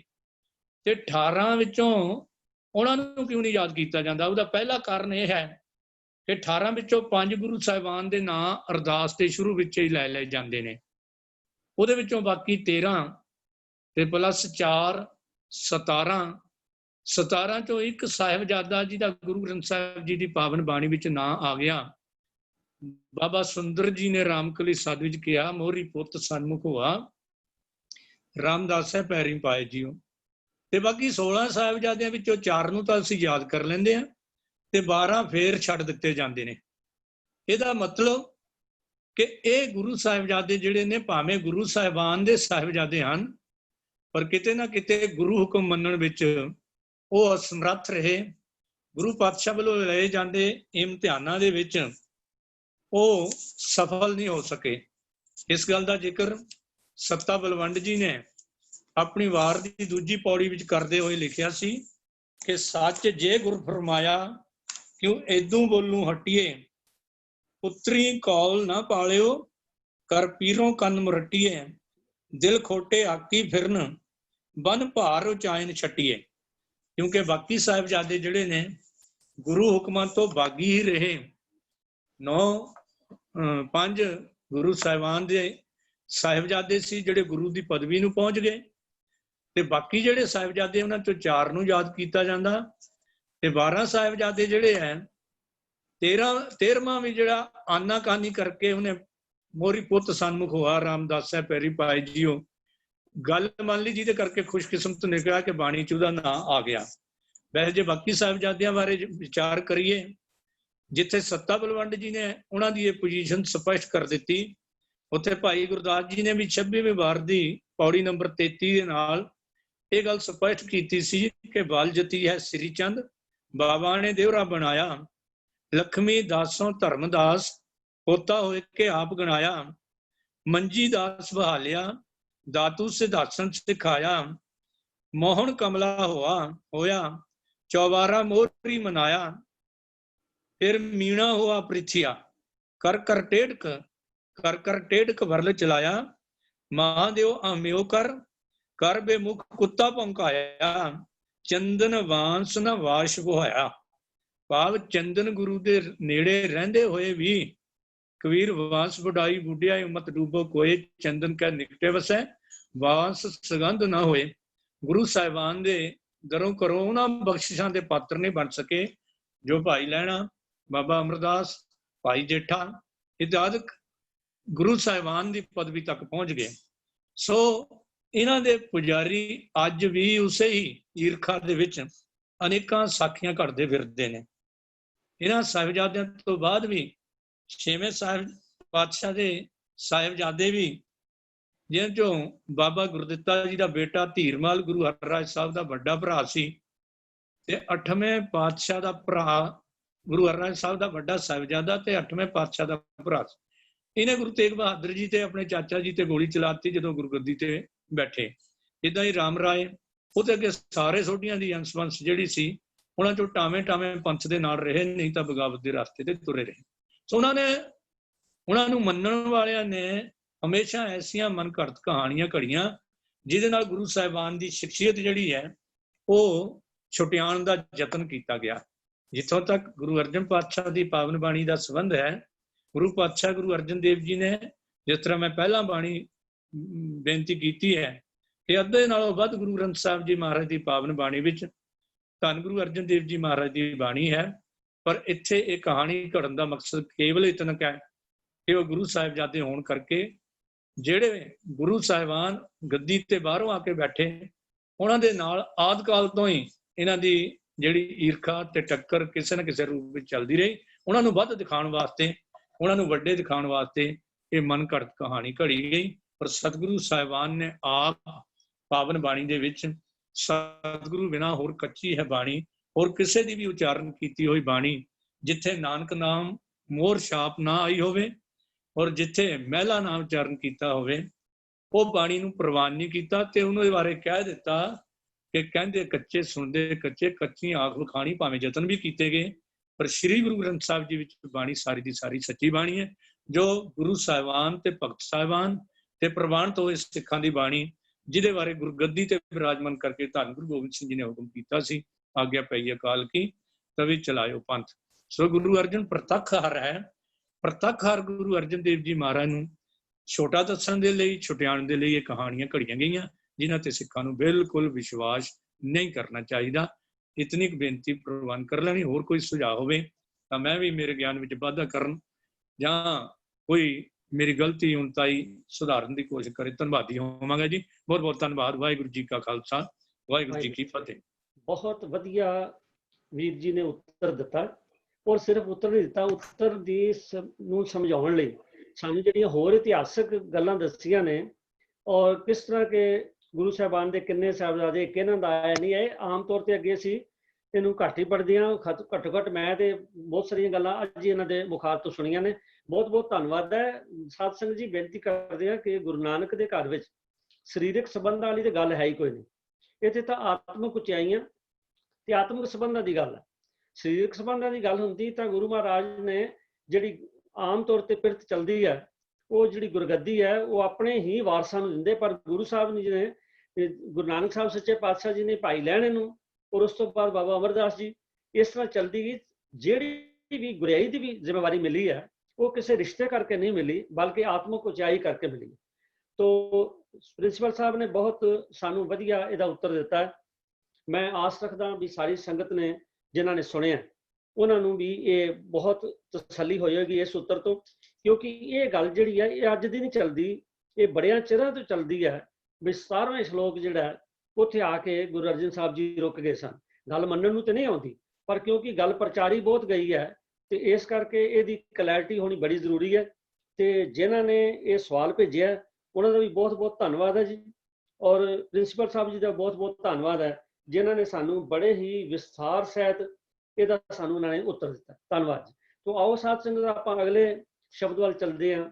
ਅਗਲਾ ਸ਼ਬਦ ਜਿਹੜਾ ਹੈ ਉਹ ਗੁਰਬਾਣੀ ਵਿਆਕਰਣ ਜਾਂ ਗੁਰਬਾਣੀ ਉਚਾਰਨ ਨਾਲ ਕੋਈ ਸੰਬੰਧ ਰੱਖਦਾ ਹੈ, ਔਰ ਇਹ ਆਪਣਾ ਜਿਹੜਾ ਸਵਾਲ ਹੈ ਇਹ ਆਇਆ ਹੈ ਸਰ ਰਘਬੀਰ ਸਿੰਘ ਜੀ ਪਾਣੀਪਤ ਤੋਂ। ਉਹ ਆਪ ਵੀ ਗੁਰਬਾਣੀ ਦੇ ਬੜੇ ਮਾਹਰ ਨੇ, ਵਿਆਕਰਣ ਦੇ ਵੀ ਮਾਹਰ ਨੇ, ਔਰ ਕਈ ਥਾਂ ਤੇ ਸਾਨੂੰ ਉਹਨਾਂ ਤੋਂ ਅਗਵਾਈ ਵੀ ਮਿਲਦੀ ਹੈ। ਉਹਨਾਂ ਵੱਲੋਂ ਇਹ ਸਵਾਲ ਹੈ ਕਿ ਟਿੱਪੀ ਦਾ ਵਜ਼ਨ ਹੁੰਦਾ ਕਿ ਨਹੀਂ। ਮੈਂ ਰਿਪੀਟ ਕਰ ਰਿਹਾ, ਟਿੱਪੀ ਦਾ ਵਜ਼ਨ ਹੁੰਦਾ ਕਿ ਨਹੀਂ। ਤੇ ਗਿਆਨੀ ਅਮਰਤਪਾਲ ਸਿੰਘ ਜੀ ਇਹਦੇ ਬਾਰੇ ਚਾਨਣਾ ਪਾਉਂਦੇ ਸੀ। ਹਾਂਜੀ, ਵਾਹਿਗੁਰੂ ਖਾਲਸਾ, ਵਾਹਿਗੁਰੂ ਜੀ ਕੀ ਫਤਿਹ ਜੀ। ਇਹਦੇ ਬਾਰੇ ਮੈਂ ਅੱਜ ਵਿਸਥਾਰਪੂਰਵਕ ਨਹੀਂ ਦੱਸ ਸਕਾਂਗਾ, ਕਿਉਂਕਿ ਕੁਝ ਮੇਰੀ ਤਬੀਅਤ ਠੀਕ ਨਾ ਹੋਣੇ ਕਰਕੇ ਇਹਦੇ ਬਾਰੇ ਤਿਆਰੀ ਨਹੀਂ ਹੋ ਸਕੀ, ਕਿਉਂਕਿ ਗੁਰੂ ਸਾਹਿਬ ਜੀ ਦੇ ਤਕਰੀਬਨ ਸਾਰੀ ਬਾਣੀ ਦੇ ਦਰਸ਼ਨ ਕਰਨੇ ਪੈਣੇ ਸਨ ਤੇ ਉਹ ਮੈਂ ਕਰ ਨਹੀਂ ਸਕਿਆ। ਇਸ ਕਰਕੇ ਇਹਦੇ ਬਾਰੇ ਮੈਂ ਅਗਲੀ ਵੇਰਾਂ ਆਪ ਜੀ ਦੇ ਨਾਲ ਬੇਨਤੀ ਕਰਾਂਗਾ। ਜਿਹੜਾ ਕੁਝ ਮੈਨੂੰ ਲੱਭਿਆ ਸੀ ਉਹ ਮੇਰੇ ਕੋਲ ਗਵਾਚ ਗਿਆ, ਇਸ ਕਰਕੇ ਮੈਂ ਅੱਜ ਤੁਹਾਡੇ ਕੋਲ ਖਿਮਾ ਮੰਗਦਾ। ਅਗਾਂਹ ਅਗਲੀ ਵਾਰੀ ਨੂੰ ਇਸ ਗੱਲ ਦੇ ਬਾਰੇ ਜ਼ਰੂਰ ਆਪ ਜੀ ਦੇ ਨਾਲ ਵਿਚਾਰ ਸਾਂਝੇ ਕਰਾਂਗਾ। ਧੰਨਵਾਦ। ਠੀਕ, ਧੰਨਵਾਦ ਜੀ। ਸਾਧ ਸੰਗਤ ਜੀ, ਕਿਉਂਕਿ ਜਿਤਨਾ ਚਿਰ ਆਪਣੀ ਤਸੱਲੀ ਨਹੀਂ ਤੇ ਉਹਨਾਂ ਚਿਰ ਕੋਈ ਸਾਂਝੀ ਕਰਨ ਦੀ ਗੱਲ ਨਹੀਂ ਸੀ। ਗਿਆਨੀ ਜੀ ਨੇ ਬੜੀ ਫਰੈਂਕ ਗੱਲ ਕਹੀ, ਅਸੀਂ ਉਹਨਾਂ ਦੇ ਬੜੇ ਧੰਨਵਾਦੀ ਹਾਂ। ਤੋ ਆਓ ਆਪਾਂ ਅਗਲੇ ਸਵਾਲ ਵੱਲ ਚੱਲਦੇ ਹਾਂ। ਅਗਲਾ ਸਵਾਲ ਹੈ ਡਾਕਟਰ ਜਗਜੀਤ ਸਿੰਘ ਜੀ ਸ਼ਿਕਾਗੋ ਤੋਂ, ਜਿਹੜੇ ਰੋਜ਼ ਪਾਰਟਿਸਿਪੇਟ ਵੀ ਕਰਦੇ ਨੇ ਔਰ ਬੜੇ ਐਕਟਿਵਲੀ ਉਹਨਾਂ ਦੇ ਸਵਾਲ ਜਵਾਬ ਵੀ ਆਉਂਦੇ ਨੇ। ਤੋ ਡਾਕਟਰ ਜਗਜੀਤ ਸਿੰਘ ਜੀ ਦਾ ਸਵਾਲ ਹੈ ਕਿ ਕੀ ਕੋਈ ਰਹਾਓ ਦਾ ਤੁਕ ਤਤਕਰਾ ਹੈ। ਮੈਂ ਬੇਨਤੀ ਕਰਾਂਗਾ ਵੀਰ ਹਰਜੀਤ ਸਿੰਘ ਜੀ ਨੂੰ ਤੇ ਉਹ ਕਿਰਪਾ ਕਰਕੇ ਦੱਸਣ ਵੀ ਰਹਾਓ ਦਾ ਕੋਈ ਤੁਕ ਤਤਕਰਾ ਅਵੇਲੇਬਲ ਹੋ। ਵਾਹਿਗੁਰੂ ਜੀ ਕਾ ਖਾਲਸਾ, ਵਾਹਿਗੁਰੂ ਜੀ ਕੀ ਫਤਿਹ। ਹਾਲਾਂਕਿ ਸ੍ਰੀ ਗੁਰੂ ਗ੍ਰੰਥ ਸਾਹਿਬ ਜੀ ਦੇ ਅੰਦਰ ਦਰਜ ਕੀਤੀ ਹੋਈ ਬਾਣੀ ਦੇ ਵਿੱਚ ਰਹਾਓ ਦੀ ਬਹੁਤ ਮਹਾਨਤਾ ਹੈ, ਔਰ ਅਸੀਂ ਇਹ ਮੰਨਦੇ ਵੀ ਹਾਂ ਕਿ ਸ਼ਬਦਾਂ ਦਾ ਕੇਂਦਰੀ ਭਾਵ ਰਹਾਓ ਦੀ ਪੰਕਤੀ ਵਿੱਚ ਹੁੰਦਾ ਹੈ। ਬਾਕੀ ਸਾਰਾ ਸ਼ਬਦ ਰਹਾਓ ਦੇ ਇਸ ਕੇਂਦਰੀ ਭਾਵ ਨੂੰ ਵਿਸਥਾਰ ਕਰਦਾ ਹੈ। ਲੇਕਿਨ ਅਜੇ ਤੱਕ ਸਾਡੀ ਜਾਣਕਾਰੀ ਮੁਤਾਬਕ, ਜੋ ਮੇਰੀ ਜਾਣਕਾਰੀ ਹੈ, ਕਿ ਰਹਾਓ ਦੀਆਂ ਪੰਕਤੀਆਂ ਦਾ ਕੋਈ ਤੁਕ ਤਤਕਰਾ ਤਿਆਰ ਨਹੀਂ ਹੋਇਆ। ਹਾਂ, ਸ਼ਬਦ ਦੀਆਂ ਬਾਕੀ ਪੰਕਤੀਆਂ ਜਿੱਥੋਂ ਸ਼ਬਦ ਸ਼ੁਰੂ ਹੁੰਦੇ ਹਨ ਉਹ ਅਕਾਲੀ ਕੌਰ ਸਿੰਘ ਜੀ ਦਾ ਤੁਕ ਤਤਕਰਾ ਹੈ, ਜਿੱਥੋਂ ਅਸੀਂ ਉਸ ਸ਼ਬਦ ਨੂੰ ਸ਼ਬਦ ਲੱਭ ਸਕਦੇ ਹਾਂ। ਗੁਰਬਾਣੀ ਦੀਆਂ ਐਪਸ ਜਿਹੜੀਆਂ ਅੱਜ ਕੱਲ੍ਹ ਮੋਬਾਈਲ ਦੇ ਉੱਤੇ ਚੱਲ ਰਹੀਆਂ ਹਨ, ਗੁਰਬਾਣੀ ਸਰਚਰ ਹੈ, ਆਈ ਗੁਰਬਾਣੀ ਹੈ, ਗੁਰਬਾਣੀ ਖੋਜ ਹੈ, ਹੋਰ ਵੀ ਕਈ ਅਨੇਕਾਂ ਹੀ ਐਪਸ ਹਨ। ਫਿਰ ਸਿੱਖੀ ਟੂ ਦੀ ਮੈਕਸ ਹੈ, ਜਿੱਥੋਂ ਅਸੀਂ ਇਹ ਸਰਚ ਮਾਰ ਕੇ, ਹਾਲਾਂਕਿ ਅੱਧੀ ਪੰਕਤੀ ਵੀ ਯਾਦ ਹੋਵੇ ਤਾਂ ਵੀ ਸਾਨੂੰ ਉਹ ਪੰਕਤੀ ਮਿਲ ਜਾਂਦੀ ਹੈ। ਪਰ ਜਿੱਥੋਂ ਤੱਕ ਸਪੈਸ਼ਲ ਰਹਾਉ ਦੀਆਂ ਪੰਕਤੀਆਂ ਦਾ ਤਤਕਰਾ ਹੈ, ਉਹ ਮੇਰੀ ਜਾਣਕਾਰੀ ਮੁਤਾਬਕ ਅਜੇ ਤੱਕ ਕੋਈ ਵੀ ਤਿਆਰ ਨਹੀਂ ਹੋਇਆ। ਉਹ ਹੋਣਾ ਵੀ ਚਾਹੀਦਾ, ਵੈਸੇ ਹੋਣਾ ਚਾਹੀਦਾ ਹੈ। ਮੇਰੀ ਆਪਣੀ ਇਹ ਸੋਚ ਕਹਿੰਦੀ ਹੈ ਕਿ ਰਹਾਉ ਦੀ ਪੰਕਤੀਆਂ ਦਾ ਜਿਹੜਾ ਤਤਕਰਾ ਹੋਣਾ ਚਾਹੀਦਾ ਹੈ, ਤਦ ਕਿ ਸਾਨੂੰ ਸ਼ਬਦ ਨੂੰ ਲੱਭਣ ਲੱਗਿਆਂ ਜਾਂ ਸ਼ਬਦ ਦੇ ਭਾਵ ਨੂੰ ਸਮਝਣ ਦਾ ਯਤਨ ਕਰਨਾ ਹੋਵੇ ਤਾਂ ਅਸੀਂ ਉਹ ਰਹਾਉ ਦੀਆਂ ਪੰਕਤੀਆਂ ਦੇ ਤੁਕ ਤਤਕਰੇ ਨੂੰ ਵੀ ਜਲਦੀ ਦੇਖ ਸਕਦੇ ਹਾਂ। ਪਰ ਫਿਰ ਵੀ ਕਿਉਂਕਿ ਅਜੇ ਤੱਕ ਇਹ ਨਹੀਂ ਤਿਆਰ ਹੋਇਆ, ਇਸ ਵਾਸਤੇ ਬੇਨਤੀ ਕਰਾਂਗੇ ਜਿਹੜੇ ਵਿਦਵਾਨ ਹਨ ਕਿ ਇਸ ਪਾਸੇ ਖਿਆਲ ਕੀਤਾ ਜਾਵੇ ਔਰ ਕੋਸ਼ਿਸ਼ ਕੀਤੀ ਜਾਵੇ ਅਗਰ ਰਹਾਉ ਦੀਆਂ ਪੰਕਤੀਆਂ ਦਾ ਕੋਈ ਤੁਕ ਤਤਕਰਾ ਜਿਹੜਾ ਹੈ ਉਹ ਤਿਆਰ ਹੋ ਜਾਏ। ਵਾਹਿਗੁਰੂ ਜੀ ਕਾ ਖਾਲਸਾ, ਵਾਹਿਗੁਰੂ ਜੀ ਕੀ ਫਤਿਹ। ਤੋ ਗਿਆਨੀ ਅੰਮ੍ਰਿਤਪਾਲ ਸਿੰਘ ਜੀ, ਅਸੀਂ ਤੁਹਾਨੂੰ ਜਾਣ ਨਹੀਂ ਦੇਣਾ। ਤੁਸੀਂ ਇੱਕ ਸਵਾਲ ਤੇ ਕਹਿ ਦਿੱਤਾ, ਅਗਲਾ ਸਵਾਲ ਫਿਰ ਤੁਹਾਡੇ ਲਈ ਹੈ ਤੇ ਉਹ ਕਿਰਪਾ ਕਰਕੇ ਉਹਦਾ ਜ਼ਰੂਰ ਸਾਨੂੰ ਦੱਸੋ, ਕਿਉਂਕਿ ਉਹ ਜਿਹੜਾ ਸਵਾਲ ਹੈ ਉਹ ਬੜਾ ਅਹਿਮ ਹੈ ਤੇ ਇਹਦਾ ਨਿਰਣਾ ਸਿਰਫ ਤੁਸੀਂ ਕਰ ਸਕਦੇ ਹੋ। ਸਵਾਲ ਸਾਧ ਸੰਗਤ ਇਹ ਹੈ, ਜਿਸ ਤਰ੍ਹਾਂ ਹੁਣੇ ਆਪਾਂ ਪ੍ਰਿੰਸੀਪਲ ਸਾਹਿਬ ਕੋਲੋਂ ਸਰਵਣ ਕੀਤਾ ਕਿ ਭੁਲੇਖੇ ਪਾਏ ਜਾਂਦੇ ਨੇ ਬਈ ਆਹ ਗੱਲ ਫਲਾਣੇ ਵੇਲੇ ਹੋ ਗਈ, ਹਾਲਾਂਕਿ ਗੁਰਬਾਣੀ ਵਿੱਚ ਸਭ ਕੁਝ ਮੌਜੂਦ ਹੈ ਜੇ ਸਮਝ ਲਈਏ। ਔਰ ਸਾਨੂੰ ਗੁਰਬਾਣੀ ਨਾਲ ਜੁੜਨ ਦੀ ਲੋੜ ਹੈ, ਬਾਕੀ ਘਟਨਾਵਾਂ ਨਾਲ ਬਹੁਤੀ ਐਡਾ ਫਰਕ ਨਹੀਂ ਪੈਂਦਾ। ਤੋ ਹੁਣ ਜਿਹੜੀ ਅਗਲਾ ਸਵਾਲ ਆ ਰਿਹਾ ਬੜਾ ਹੀ ਨਾਜ਼ੁਕ ਸਵਾਲ ਹੈ, ਕਿਉਂਕਿ ਗੁਰਬਾਣੀ ਦੇ ਵਿੱਚ ਜਿਹੜੀ ਗੁਰਬਾਣੀ ਗੁਰੂ ਅਰਜਨ ਸਾਹਿਬ ਜੀ ਨੇ ਲਿਖੀ ਹੈ ਉਹ ਬਕਾਇਦਾ ਉਹਨੂੰ, ਜਿਵੇਂ ਵੀਰ ਗੁਰਸ਼ਰਨ ਸਿੰਘ ਜੀ ਦੱਸ ਰਹੇ ਸਨ ਸ੍ਰੀਚਰਵਾਰ, ਕਿ ਡਿਜੀਟਲ ਵਰਲਡ ਤੇ ਹੁਣ ਚੱਲੀ ਹੈ ਤੇ ਗੁਰੂ ਅਰਜਨ ਸਾਹਿਬ ਜੀ ਨੇ ਤੇ ਉਸ ਵੇਲੇ ਵੀ ਡਿਜੀਟਲ ਜਿਹੜਾ ਇਹ ਸਾਰਾ ਕੁਝ ਕੀਤਾ। ਹਰ ਇੱਕ ਅੱਖਰ, ਹਰ ਇੱਕ ਜਿਹੜਾ ਸ਼ਬਦ ਹੈ ਉਹਦਾ ਵਜ਼ਨ, ਤੋਲ, ਉਹਦੇ ਪੈਰੇ ਔਰ ਟੋਟਲ ਪ੍ਰੋਗਰੈਸਿਵ ਟੋਟਲ ਸਭ ਕੁਝ ਜਿਹੜਾ ਉਹਦੇ ਵਿੱਚ ਦਿੱਤਾ ਤਾਂ ਜੇ ਕੋਈ ਰਲਗੜ ਕਰੇ, ਕੋਈ ਭੁਲੇਖਾ ਨਾ ਪਾਵੇ। ਹੁਣ ਇੱਕ ਆਮ ਗੱਲ ਜਿਹੜੀ ਸਾਡੇ ਸਾਹਮਣੇ ਸਵਾਲ ਆਇਆ, ਇਹ ਸਵਾਲ ਭੇਜਿਆ ਸਾ ਗੁਰਦਿਆਲ ਸਿੰਘ ਜੀ ਬ੍ਰੈਂਪਟਨ ਤੋਂ। ਉਹ ਕਹਿੰਦੇ ਨੇ ਕਿ ਸ੍ਰੀ ਗੁਰੂ ਗ੍ਰੰਥ ਸਾਹਿਬ ਦੇ ਪੰਨਾ 654 ਤੇ ਜਿਹੜਾ ਇੱਕ ਲਫ਼ਜ਼ ਆਇਆ ਕਬੀਰ ਸਾਹਿਬ ਨੇ ਵਰਤਿਆ, ਕੋ ਕਬੀਰ ਜਨ ਭੇ ਖਾਲਸੇ। ਪਰ ਇੱਕ ਸੰਪਰਦਾ ਦੇ ਇੱਥੇ ਦੀ ਗੱਲ ਹੈ, ਕੈਨੇਡਾ ਦੀ ਸੰਪਰਦਾ ਦੇ ਵਿੱਚ ਜਿਹੜੇ ਕਥਾ ਕਰਦੇ ਨੇ, ਵੈਸੇ ਤੇ ਕਥਾ ਕਈ ਵਾਰੀ ਮੈਂ ਵੀ ਸੁਣੀ ਉਹਨਾਂ ਦੀ ਵੀ ਕਾਫੀ ਉਹ ਵਿਦਵਾਨ ਨੇ, ਪਰ ਇਹ ਜਿਹੜੀ ਗੱਲ ਉਹਨਾਂ ਨੇ ਕਹੀ ਹੈ ਮੈਂ ਤੇ ਨਹੀਂ ਸੁਣੀ, ਗੁਰਦਿਆਲ ਸਿੰਘ ਜੀ ਨੇ ਸੁਣੀ ਹੈ। ਉਹ ਇਹ ਕਹਿੰਦੇ ਨੇ ਕਿ ਇਹ ਜਿਹੜਾ ਲਫ਼ਜ਼ ਹੈ ਖਾਲਸੇ, ਇਹ ਅਸਲ ਵਿੱਚ ਖਲਾਸੇ ਸੀਗਾ।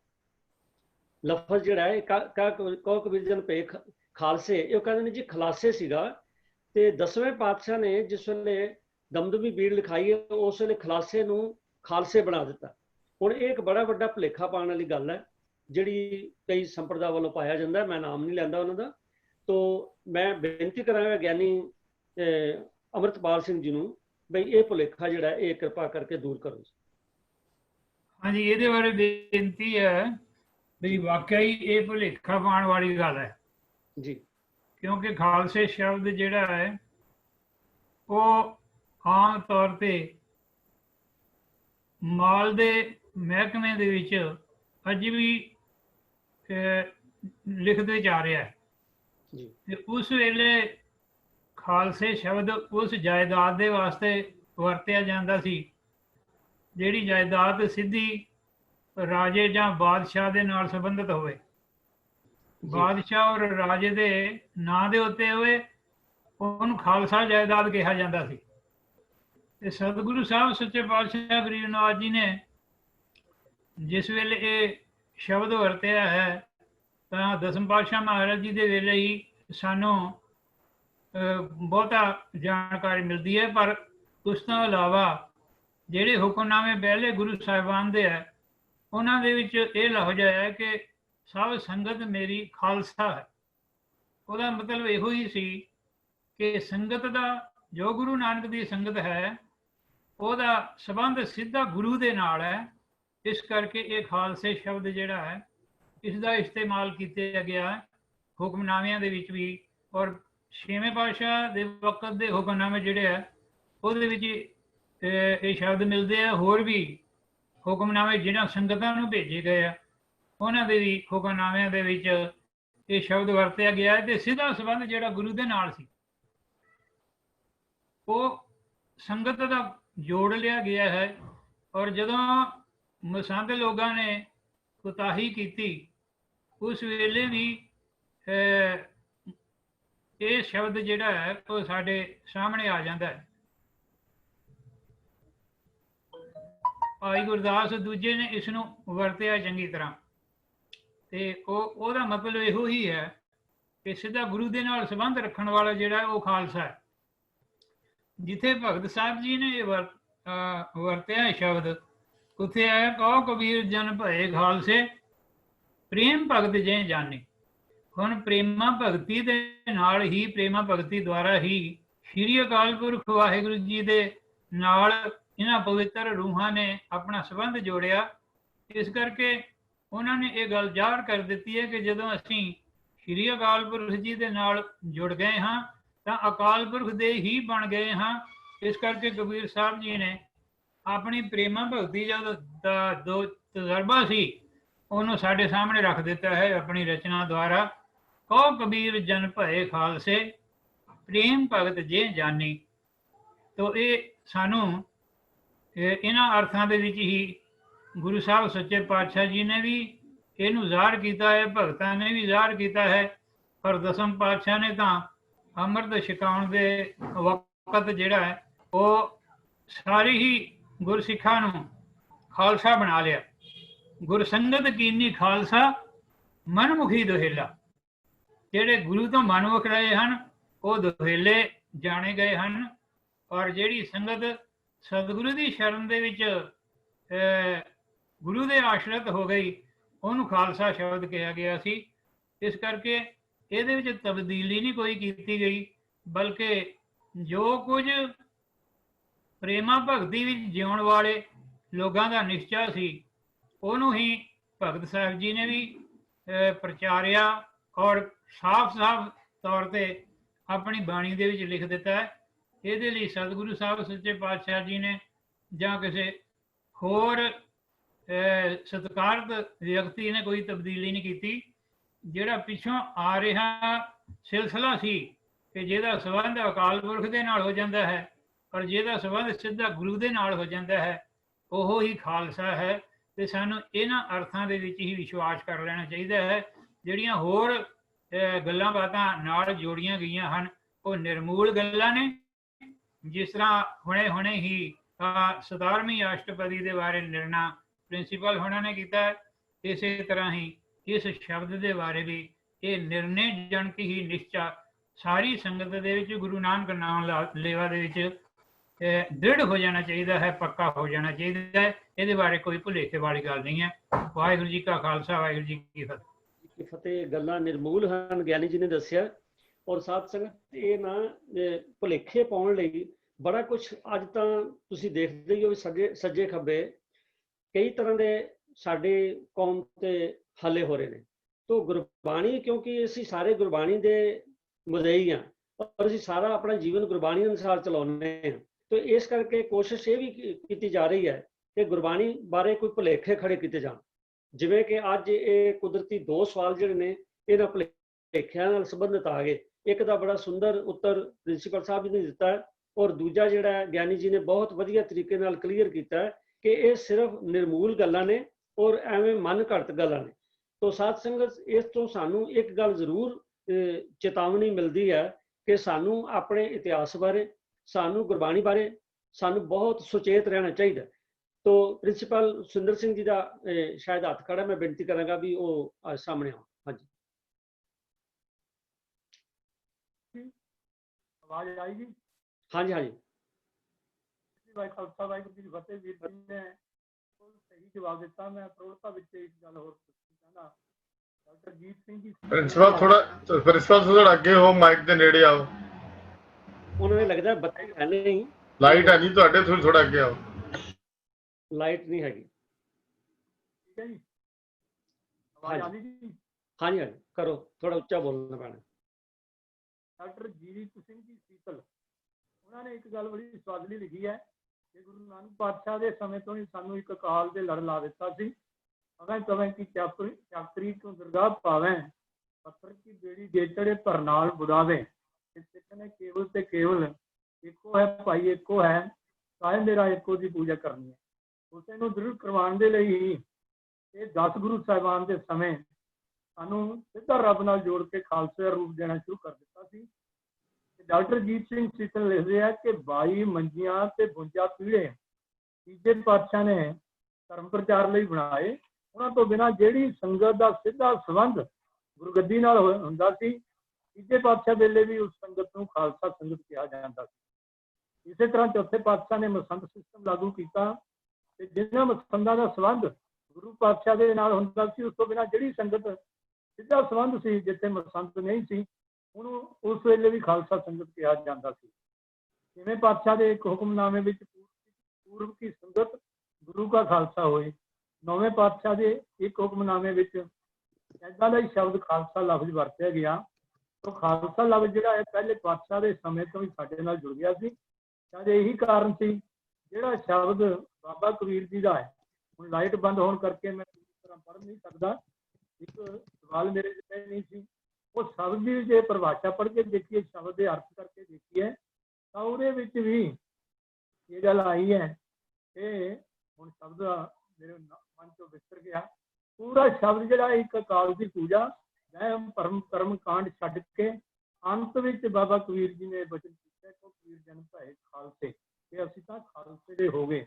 ਸਾਡਾ ਸਿੱਧਾ ਸੰਬੰਧ ਖਾਲਸੇ, ਅਸੀਂ ਤਾਂ ਪ੍ਰਮਾਤਮਾ ਦੇ ਹੋ ਗਏ ਤੇ ਸਾਡਾ ਸਿੱਧਾ ਸੰਬੰਧ ਪ੍ਰਮਾਤਮਾ ਦੇ ਨਾਲ ਜੁੜ ਗਿਆ। ਇਸ ਜ਼ਮੀਨ ਜਾਇਦਾਦ ਦਾ ਫੌਜ ਦੀ ਟੁਕੜੀ ਦਾ ਸਿੱਧਾ ਸੰਬੰਧ ਬਾਦਸ਼ਾਹ ਨਾਲ ਹੁੰਦਾ ਸੀ। ਹੁਣ ਖਾਲਸਾ ਫੌਜ ਜਾਂ ਖਾਲਸਾ ਜਾਇਦਾਦ ਕਹਿ ਕੇ ਬੁਲਾਇਆ ਜਾਂਦਾ ਸੀ। ਤੋਂ ਭਗਤ ਸਾਹਿਬਾਨ ਦੇ ਸਮੇਂ ਤੋਂ, ਗੁਰੂ ਨਾਨਕ ਦੇਵ ਜੀ ਮਹਾਰਾਜ ਦੇ ਸਮੇਂ ਤੋਂ ਖਾਲਸੇ ਦਾ ਵੀ ਸਿੱਧਾ ਸੰਬੰਧ ਤੇ ਕੌਮ ਦਾ ਸਿੱਧਾ ਸੰਬੰਧ ਇੱਕ ਕਾਲ ਨਾਲ ਹੋਣ ਕਰਕੇ ਇਹ ਸ਼ਬਦ ਜਿਹੜਾ ਖੁਲਾਸਾ ਨਹੀਂ, ਇਹ ਸ਼ਬਦ ਖਾਲਸਾ ਹੀ ਕਿਹਾ ਜਾ ਸਕਦਾ ਹੈ। ਵੀਰ ਜੀ ਨੇ ਬਹੁਤ ਸੋਹਣੇ ਢੰਗ ਦੇ ਨਾਲ ਇਹਦਾ ਜਵਾਬ ਦਿੱਤਾ ਸੀ। ਕੇਵਲ ਮੈਨੂੰ ਕੁਝ ਯਾਦ ਆ ਗਏ ਸੀ ਪ੍ਰਮਾਣ, ਜਿਹਦੇ ਕਰਕੇ ਮੈਂ ਆਪ ਜੀ ਦਾ ਟਾਈਮ ਦੁਬਾਰਾ ਲਿਆ। ਬਹੁਤ ਬਹੁਤ ਧੰਨਵਾਦ ਜੀ। ਵਾਹਿਗੁਰੂ ਜੀ ਕਾ ਖਾਲਸਾ, ਵਾਹਿਗੁਰੂ ਜੀ ਕੀ ਫਤਿਹ। ਪ੍ਰਿੰਸੀਪਲ ਸਾਹਿਬ ਦਾ ਧੰਨਵਾਦ ਹੈ, ਇਹਨਾਂ ਨੇ ਹੋਰ ਜ਼ਿਆਦਾ ਕਲੈਰੀਫਾਈ ਕੀਤਾ, ਤੋਂ ਧੰਨਵਾਦ ਹੈ। ਤੋਂ ਸਾਧ ਸੰਗਤ ਜੀ, ਲੋੜ ਹੈ, ਮੈਂ ਬੇਨਤੀ ਕਰ ਰਿਹਾ ਸਾਂ ਕਿ ਸਾਨੂੰ ਬਹੁਤ ਹੀ ਸੁਚੇਤ ਹੋਣ ਦੀ ਲੋੜ ਹੈ ਕਿ ਸਾਡੇ ਇਤਿਹਾਸ ਵਿੱਚ ਜਾਂ ਸਾਡੀ ਗੁਰਬਾਣੀ ਨਾਲ ਕੋਈ ਖਿਲਵਾੜ ਨਾ ਕੀਤਾ ਜਾਏ, ਜਿਹਦੇ ਕਿ ਗਾਏ ਬਗਾਏ ਅੱਜ ਨਹੀਂ ਕੋਸ਼ਿਸ਼ ਹੁੰਦੀ ਰਹੀ ਹੈ। ਗੁਰਬਾਣੀ ਦੀ ਤਾਂ ਕੋਈ ਇੱਕ ਲੱਗ ਮਾਤਰ ਵੀ ਚੇਂਜ ਨਹੀਂ ਕਰ ਸਕਦਾ। ਆਪ ਜੀ ਨੂੰ ਪਤਾ ਹੈ ਕਿ ਰਾਮ ਰਾਏ ਨੂੰ ਕਿਸ ਗੱਲ ਦੀ ਸਜ਼ਾ ਮਿਲੀ ਸੀ? ਇੱਕ ਅੱਖਰ ਬਦਲਣ ਦੀ। ਤੋਂ ਜੇ ਇਸ ਤੋਂ ਵੀ ਗੱਲ ਬੜੀ ਸਪਸ਼ਟ ਹੈ ਕਿ ਨਹੀਂ ਬਦਲਿਆ ਜਾ ਸਕਦਾ, ਪਰ ਕੁਝ ਕਾਫੀ ਸਮੇਂ ਤੋਂ ਟ੍ਰੈਂਡ ਇਹ ਚੱਲ ਰਿਹਾ ਹੈ ਬਈ ਕੀਰਤਨੀ ਸਿੰਘ ਜਿਸ ਵੇਲੇ ਕੀਰਤਨ ਕਰਦੇ ਨੇ ਤਾਂ ਉਹ ਨਾਲ ਵਿਆਖਿਆ ਵੀ ਸ਼ੁਰੂ ਕਰਦੇ ਨੇ। ਹਾਲਾਂਕਿ ਮੇਰੀ ਜ਼ਾਤੀ ਰਾਏ ਹੈ, ਮੈਂ ਇਹ ਨਹੀਂ ਕਹਿੰਦਾ, ਆਮ ਤੌਰ ਜੇ ਤੇ ਬਿਲਕੁਲ ਕੀਰਤਨੀ ਸਿੰਘ ਨੂੰ ਪੂਰਾ ਉਸ ਐਕਸਪਲੇਨੇਸ਼ਨ ਦਾ ਪੂਰਾ ਗਿਆਨ ਹੈ, ਫਿਰ ਤੇ ਬੇਸ਼ੱਕ ਦੱਸ ਦੇਣ। ਨਹੀਂ ਤੇ ਆਮ ਤੌਰ ਤੇ ਹੋਰ ਇਹ ਲੱਗੀ ਹੈ ਕਿ ਹਰੇਕ ਕੀਰਤਨੀ ਸਿੰਘ ਕੋਸ਼ਿਸ਼ ਕਰਦਾ ਹੈ ਕਿ ਮੈਂ ਨਾਲ ਐਕਸਪਲੇਨੇਸ਼ਨ ਦਿਆਂ। ਉਹ ਇੱਕ ਤਰ੍ਹਾਂ ਦੀ ਕਥਾ ਵੀ ਜਿਹੜੀ ਨਾਲ ਜੁੜ ਜਾਂਦੀ। ਚਾਹੀਦਾ ਤੇ ਇਹ ਹੈ ਕਿ ਵਿਆਖਿਆਕਾਰ ਵਿਆਖਿਆ ਕਰਨ, ਔਰ ਜਿਹੜੇ ਕੀਰਤਨੀ ਸਿੰਘ ਨੇ ਉਹ ਰਾਗਾਂ ਵਿੱਚ ਸਾਨੂੰ ਕੀਰਤਨ ਸੁਣਾਉਣ। ਫਿਰ ਵੀ ਜੇ ਕੋਈ ਐਕਸਪਲੇਨੇਸ਼ਨ ਦਿੱਤੀ ਜਾਏ ਤਾਂ ਮੈਂ ਫਿਰ ਬੇਨਤੀ ਕਰ ਰਿਹਾ ਕਿ ਮਨਾ ਨਹੀਂ ਹੈ, ਪਰ ਜਿਹੜਾ ਵੀ ਬੋਲਣ ਵਾਲਾ ਕੀਰਤਨੀ ਸਿੰਘ ਹੈ ਉਹਨੂੰ ਇਹ ਪੂਰਾ ਹੋਣਾ ਚਾਹੀਦਾ ਕਿ ਉਹਦੀ ਪੂਰੀ ਖੋਜ ਹੈ। ਨਹੀਂ ਤੇ ਸੱਜੇ ਖੱਬੇ ਦੀਆਂ ਗੱਲਾਂ ਕਰਕੇ ਉਲਟਾ ਸੰਗਤ ਨੂੰ ਭੁਲੇਖੇ ਪੈਂਦੇ ਨੇ। ਜਿਸ ਤਰ੍ਹਾਂ ਦੇ ਕਿ ਅੱਜ ਇਹ ਦੋ ਸਵਾਲ ਸਾਡੇ ਸਾਹਮਣੇ ਆ ਗਏ ਨੇ, ਦੋਨਾਂ ਵੀਰਾਂ ਨੇ ਬੜੇ ਹੀ ਸੁੰਦਰ ਤਰੀਕੇ ਨਾਲ ਉੱਤਰ ਦਿੱਤਾ। ਮੈਂ ਉਹਨਾਂ ਦੋਨਾਂ ਦਾ ਬਹੁਤ ਬਹੁਤ ਧੰਨਵਾਦ ਕਰਦਾ ਹਾਂ। ਅਗਲਾ ਸਵਾਲ ਜਿਹੜਾ ਸਾਧ ਸੰਗਤ ਜੀ, ਇਹ ਪਰਮਜੀਤ ਸਿੰਘ ਜੀ ਦਿੱਲੀ ਵਾਲੇ ਉਹਨਾਂ ਨੇ ਭੇਜਿਆ। ਹਾਲਾਂਕਿ ਇਹ ਸਵਾਲ ਪਹਿਲੇ ਇੱਕ ਵਾਰੀ ਡਿਸਕਸ ਹੋ ਚੁੱਕਾ, ਪਰ ਕੋਈ ਗੱਲ ਨਹੀਂ, ਜੇ ਸਵਾਲ ਆਇਆ ਤੇ ਅਸੀਂ ਦੁਬਾਰਾ ਉਹਨੂੰ ਡਿਸਕਸ ਕਰ ਰਹੇ ਹਾਂ। ਤੋ ਇਹ ਸਵਾਲ ਇਹ ਹੈ ਕਿ ਆਨੰਦ ਕਾਰਜ ਦੀ ਰਸਮ ਕਦੋਂ ਸ਼ੁਰੂ ਹੋਈ, ਇਹਦੇ ਬਾਰੇ ਉਹਨਾਂ ਦਾ ਸਵਾਲ ਹੈ। ਹਾਲਾਂਕਿ ਇਹਦਾ ਮਿਲਦਾ ਜੁਲਦਾ ਸਵਾਲ ਜਿਹੜਾ ਇੱਕ ਪਹਿਲੇ ਸਾਹਿਬ ਅਵਤਾਰ ਸਿੰਘ ਜੀ ਨੇ ਬੀੜ ਸਾਹਿਬ ਸਰਕਲ ਵਾਲਿਆਂ ਨੇ ਕੀਤਾ ਸੀ, ਔਰ ਪ੍ਰਿੰਸੀਪਲ ਸੁਰਿੰਦਰ ਸਿੰਘ ਜੀ ਨੇ ਉਹਦਾ ਉੱਤਰ ਵੀ ਦਿੱਤਾ ਸੀਗਾ। ਤੋ ਅੱਜ ਇਹ ਜਿਹੜਾ ਕੁਐਸਚਨ ਹੈ ਦੁਬਾਰਾ ਆਇਆ।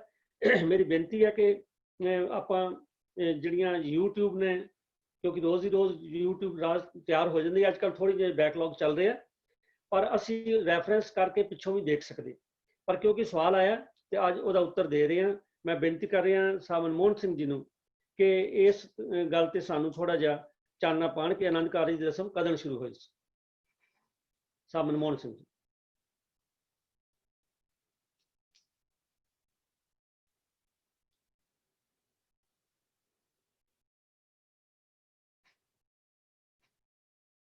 ਸਰਦਾਰ ਮਨਮੋਹਨ ਸਿੰਘ ਜੀ। ਆਪਣੇ ਆਪ ਨੂੰ ਅਨਮਿਊਟ ਕਰ ਲਓ ਪਲੀਜ਼।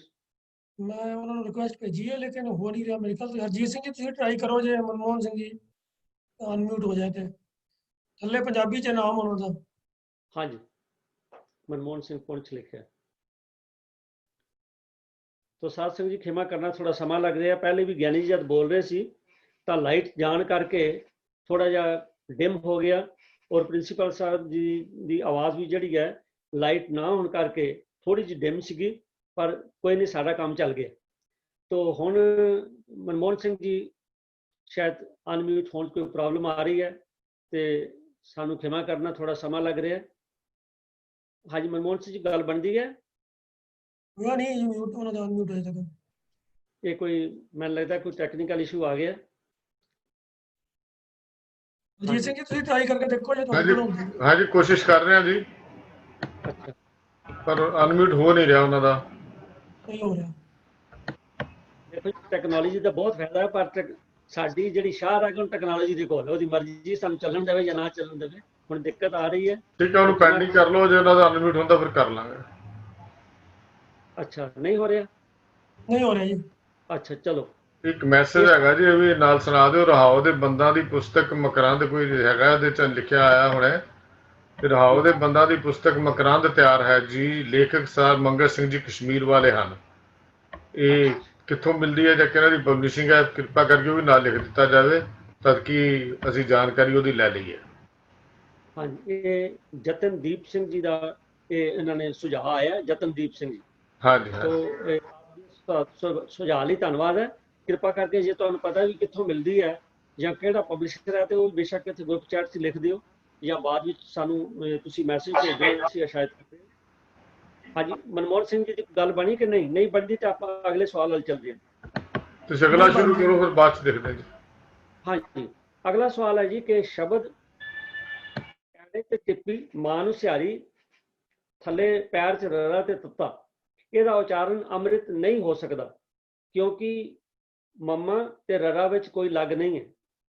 ਇਹ ਰੁੱਤ ਅੱਖਰ ਦਾ ਵਿਧਾਨ ਹੈ। ਇਹ ਬੜੀ ਟੈਕਨੀਕਲ ਜਿਹਾ ਸਵਾਲ ਹੈ ਜੀ, ਮੇਰੀ ਸਮਝ ਤੋਂ ਬਾਹਰ ਹੈ ਤੇ ਮੈਂ ਗਿਆਨੀ ਅੰਮ੍ਰਿਤਪਾਲ ਸਿੰਘ ਨੂੰ ਬੇਨਤੀ ਕਰਾਂਗਾ ਬਈ ਮੈਂ ਰਿਪੀਟ ਕਰ ਦੇਣਾ। ਸ਼ਬਦ ਅੰਮ੍ਰਿਤ ਦਾ ਉਚਾਰਨ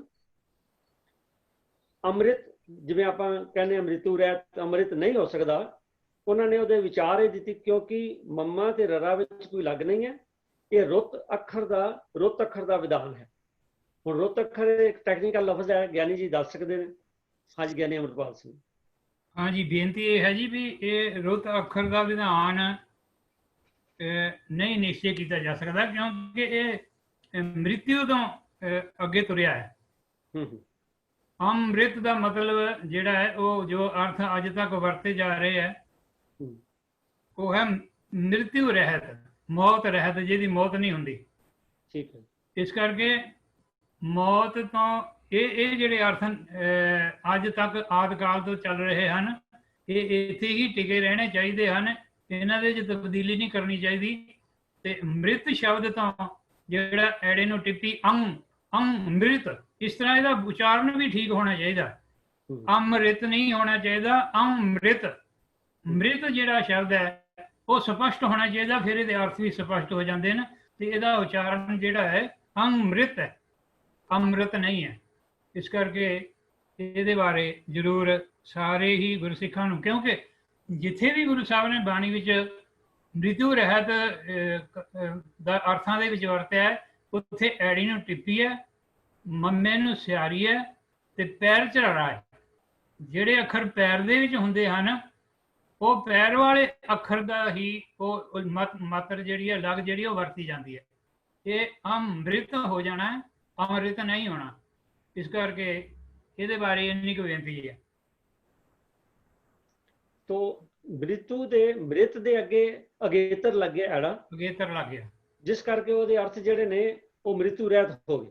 ਤੋ ਗਿਆਨੀ ਜੀ ਨੇ ਸਾਨੂੰ ਇਹ ਕਲੀਅਰ ਕਰ ਦਿੱਤਾ ਕਿ ਲਫ਼ਜ਼ ਤਾਂ ਮ੍ਰਿਤ ਹੈ ਤੇ ਅਗੇਤਰ ਲੱਗਿਆ ਐੜਾ, ਅਗੇਤਰ ਐੜਾ ਲੱਗਣ ਕਰਕੇ ਅੰਮ੍ਰਿਤ। ਤੇ ਦੂਜੀ ਗੱਲ ਜਿਹੜੀ ਉਹਨਾਂ ਨੇ ਬਹੁਤ ਵਧੀਆ ਕਹੀ ਹੈ ਕਿ ਉੱਤੇ ਟਿੱਪੀ ਐੜੇ ਤੇ ਜ਼ਰੂਰ ਬੁਲਾਉਣੀ, ਅੰਮ੍ਰਿਤ। ਇਹਨੂੰ ਅੰਮ੍ਰਿਤ ਨਹੀਂ, ਅੰਮ੍ਰਿਤ।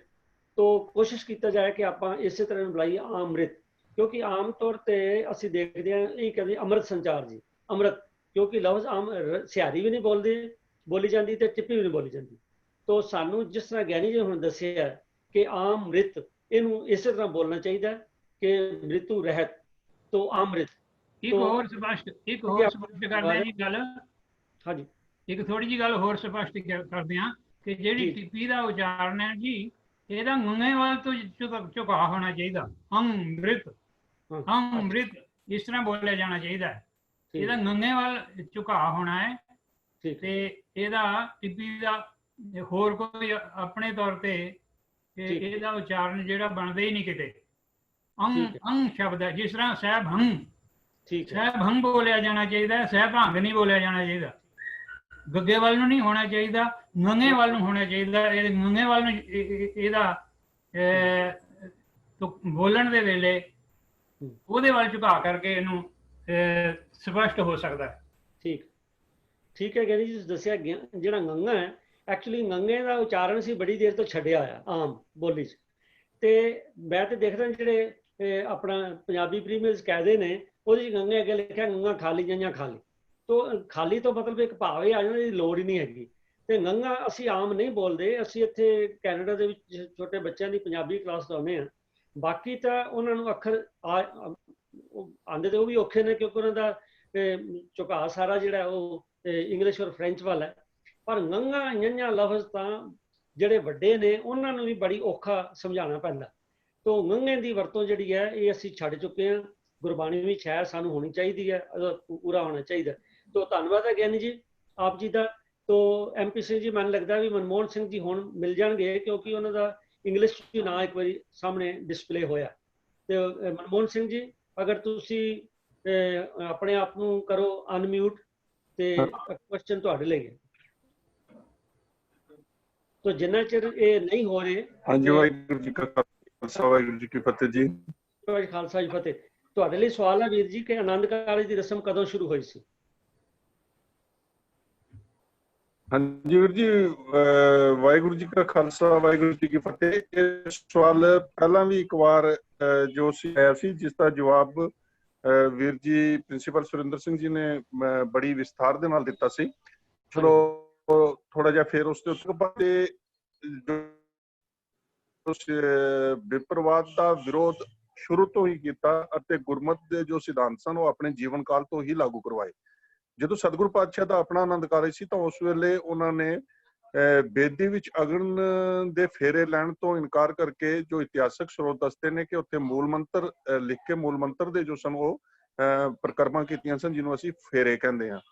ਉਸ ਤੋਂ ਬਾਅਦ ਇਹ ਗੁਰੂ ਪਾਤਸ਼ਾਹ ਨੇ ਜਦੋਂ ਚੌਥੇ ਪਾਤਸ਼ਾਹ ਨੇ ਲਾਵਾਂ ਦਾ ਪਾਠ ਤਿਆਰ ਕਰ ਲਿਆ, ਜਾਂ ਉਸ ਤੋਂ ਪਹਿਲਾਂ ਵੀ ਇਹ ਹਵਾਲੇ ਲੱਭਦੇ ਨੇ ਕਿ ਪੋਥੀ ਨੂੰ ਰੱਖ ਕੇ, ਪੋਥੀ ਤੋਂ ਭਾਵ ਜੋ ਸ਼ਬਦ ਗੁਰੂ ਉਸ ਵੇਲੇ ਸਾਡੇ ਕੋਲ ਜਿੰਨਾ ਕੋ ਗੁਰਬਾਣੀ ਸੀ, ਤੇ ਉਸ ਵੇਲੇ ਜੋ ਆਨੰਦ ਕਾਰਜ ਕਰਵਾਏ ਜਾਂਦੇ ਪ੍ਰੇਮਾਂ ਜੀ ਦੇ ਆਨੰਦ ਕਾਰਜ ਦਾ ਵੀ ਇਹ ਹਵਾਲਾ ਹੈ। ਤੇ ਵੀਰ ਸੁਰਿੰਦਰ ਸਿੰਘ ਜੀ ਪ੍ਰਿੰਸੀਪਲ ਸਾਹਿਬ ਨੇ ਵੀ ਬੜੀ ਵਿਸਥਾਰ ਦੇ ਨਾਲ ਇਹਦੇ ਬਾਰੇ ਦੱਸਿਆ ਸੀ।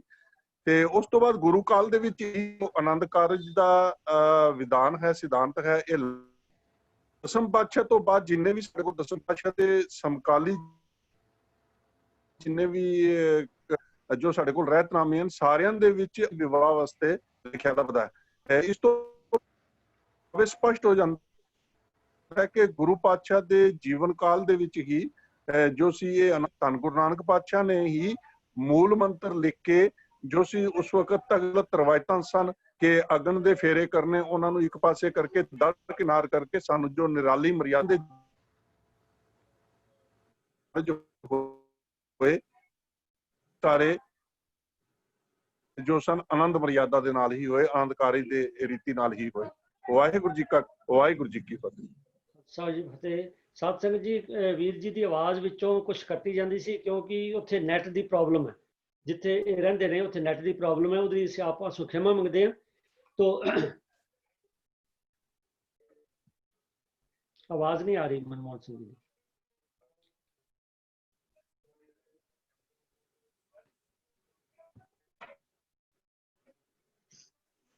ਵੀਰ ਮਨਮੋਹਨ ਸਿੰਘ, ਤੁਹਾਡੀ ਆਵਾਜ਼ ਨਹੀਂ ਆ ਰਹੀ।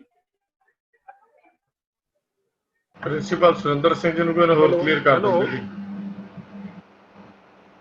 ਹਾਂਜੀ ਹਾਂਜੀ ਪ੍ਰਿੰਸੀਪਲ ਸਾਹਿਬ ਜੀ, ਅਗਰ ਮੇਰੀ ਆਵਾਜ਼ ਨਹੀਂ ਆ ਰਹੀ ਤੇ ਵੀਰ ਸੁਰਿੰਦਰ ਸਿੰਘ ਜੀ ਨੂੰ ਪ੍ਰਿੰਸੀਪਲ ਉਹਨਾਂ ਦੇ ਕੋਲੋਂ ਲੈ ਲਿਆ ਜਾਵੇ ਜਵਾਬ।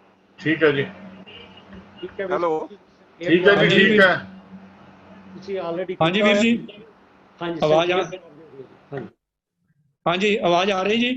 ਆ ਰਹੀ ਹੈ ਵੀਰ ਜੀ ਬੇਨਤੀ ਹੈ, ਪਹਿਲਾਂ ਵੀ ਇਹ ਉੱਤਰ ਦਿੱਤਾ ਗਿਆ ਸੀ, ਵੀਰ ਮਨਮੋਹਨ ਸਿੰਘ ਜੀ ਹੁਣੀ ਵੀ ਉਸ ਦਿਨ ਜਿੰਨਾ ਕੁ ਦਿੱਤਾ ਕੋਸ਼ਿਸ਼ ਕੀਤੀ ਹੈ, ਪਰ ਆਵਾਜ਼ ਨਾ ਮਿਲਣ ਕਰਕੇ ਮੈਨੂੰ ਹੁਕਮ ਹੋਇਆ ਮੈਂ ਸੰਖੇਪ ਵਿੱਚ ਆਪ ਜੀ ਦੀ ਸੇਵਾ ਵਿੱਚ ਬੇਨਤੀ ਕਰ ਲਵਾਂ ਕਿ ਗਿਆਨ ਰਤਨਾਵਲੀ ਵਿੱਚ ਭਾਈ ਮਨੀ ਸਿੰਘ ਜੀ ਦੁਆਰਾ ਲਿਖਿਆ ਗਿਆ ਕਿ ਗੁਰੂ ਨਾਨਕ ਪਾਤਸ਼ਾਹ ਨੇ ਆਪਣੇ ਆਨੰਦ ਕਾਰਜ ਵੇਲੇ ਅਗਨੀ ਦੇਵਤੇ ਦੀਆਂ ਲਾਵਾਂ ਲੈਣ ਤੋਂ, ਫੇਰੇ ਲੈਣ ਤੋਂ ਮਨਾ ਕਰ ਦਿੱਤਾ ਸੀ ਤੇ ਪੁੱਛਣ ਤੇ ਵੀ ਹੁਣ ਆਨੰਦ ਕਾਰਜ ਕਿਵੇਂ ਹੋਏਗਾ, ਮੂਲ ਮੰਤਰ ਦਾ ਪਾਠ ਕਾਗਜ਼ ਉੱਤੇ ਲਿਖ ਕੇ ਸਵੱਛ ਚੌਂਕੀ ਤੇ ਕੱਪੜਾ ਵਿਛਾ ਕੇ 4 ਪ੍ਰਕਰਮਾਂ ਕੀਤੀਆਂ, ਸ਼ਬਦ ਗੁਰੂ ਨੂੰ ਆਪਣਾ ਗੁਰੂ ਮੰਨ ਕੇ ਮੂਲ ਮੰਤਰ ਦਾ ਪਾਠ ਕਰਕੇ ਲਾਵਾਂ ਸੰਪੂਰਨ ਕੀਤੀਆਂ।